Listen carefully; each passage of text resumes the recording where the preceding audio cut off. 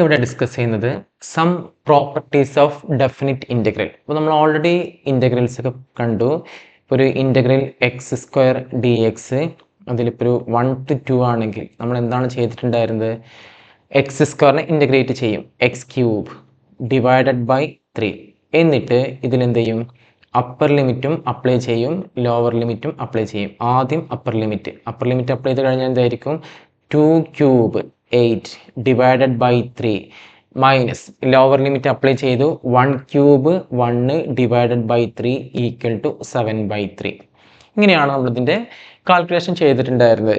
ഇനി അതിൻ്റെ കുറച്ച് പ്രോപ്പർട്ടീസ് ആണ് നമ്മൾ ഡിഫൈൻ ചെയ്യാൻ പോകുന്നത്. First property, integral A to B F of X D എക്സും integral A to B F of T D ടിയും എന്ത് തന്നെയാണ്? സെയിം തന്നെയാണ്. അപ്പോൾ നമുക്ക് ഈ ഒരു എക്സാമ്പിൾ തന്നെ നോക്കാം. ഇവിടെ എക്സ് സ്ക്വയർ ഡി എക്സ്, അപ്പോൾ അതേ കാര്യം ഇൻ്റഗ്രൽ 1 to 2 എക്സ് സ്ക്വയറിനെ മാറ്റി ടി സ്ക്വയർ ഡി ടി ആയി മാറും. അപ്പോൾ F of X D X F of T D T ആയി കഴിഞ്ഞാൽ നമുക്ക് ഇതേ എഫക്റ്റ് തന്നെയല്ലേ? ടി സ്ക്വയർ എന്തായി മാറും? T cube divided by 3. അതിൽ അപ്പർ ലിമിറ്റും ലോവർ ലിമിറ്റും അപ്ലൈ ചെയ്ത് കഴിഞ്ഞാൽ same 2 cube 8 divided by 3 minus 1 cube 1/3 എന്ത് വരും? 7/3.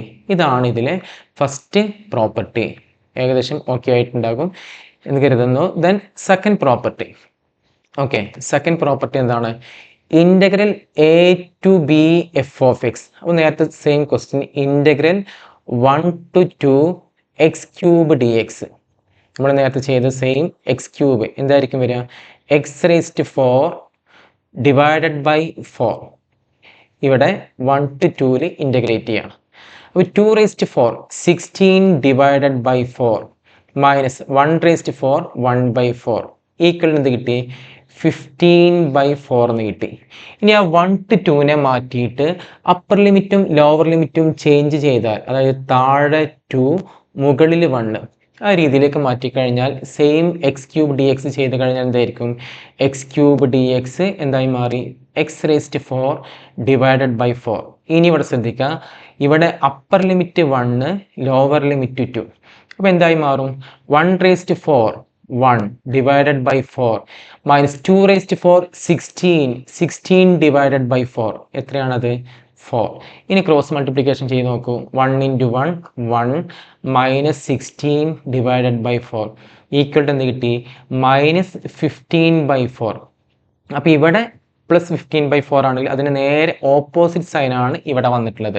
അപ്പോൾ അതാണ് സെക്കൻഡ് പ്രോപ്പർട്ടി. എന്താണ് അവിടെ ചേഞ്ച്? ഇവിടെ മൈനസ് എ ടു ബി ആയിരുന്നെങ്കിൽ അത് ബി ടു എ ആവുന്ന സമയത്ത് ആര് എക്സ്ട്രാ വരും? ഒരു നെഗറ്റീവ് എക്സ്ട്രാ വരും. ഓക്കെ, ഇനി ഇതിൽ തന്നെ അപ്പർ ലിമിറ്റും ലോവർ ലിമിറ്റും സെയിം ആണെങ്കിൽ, ഇപ്പോൾ സെയിം ഇൻ്റഗ്രേഷൻ എടുത്തു, എക്സ് റേസ്റ്റ് 4/4 അപ്പർ ലിമിറ്റും 1 ലോവർ ലിമിറ്റും 1 ആണെങ്കിൽ എന്താ സംഭവിക്കുക? 1/4 അഗെയിൻ 1/4 1/4 മൈനസ് 1/4 എന്തായിരിക്കും? 0. അപ്പോൾ ഇതാണ് ഇതിലെ second property.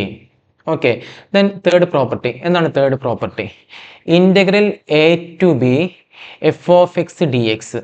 Integral A to B F of X D X. അപ്പോൾ നമുക്ക് എ ടു ബിയെ ഒരു ഫംഗ്ഷൻ ഇൻ്റഗ്രേറ്റ് ചെയ്യാൻ തന്നാൽ, integral A to B F of X D x ചെയ്യുന്ന സമയത്ത് നമുക്കിതിൻ്റെ ഇടയിലൊരു സി എന്നുള്ള പോയിന്റ് അത് ഉപയോഗിച്ചിട്ടും നമുക്കിത് ചെയ്യാൻ പറ്റും. അപ്പോൾ എങ്ങനെ ചെയ്താൽ മതി? Integral A to c f of X D X, integral A to c f of X D x ചെയ്തതിന് ശേഷം അതിലേക്ക് എന്ത് പ്ലസ് ചെയ്താൽ മതി? Integral c to b, integral c to B F of X D x ചെയ്താൽ മതി.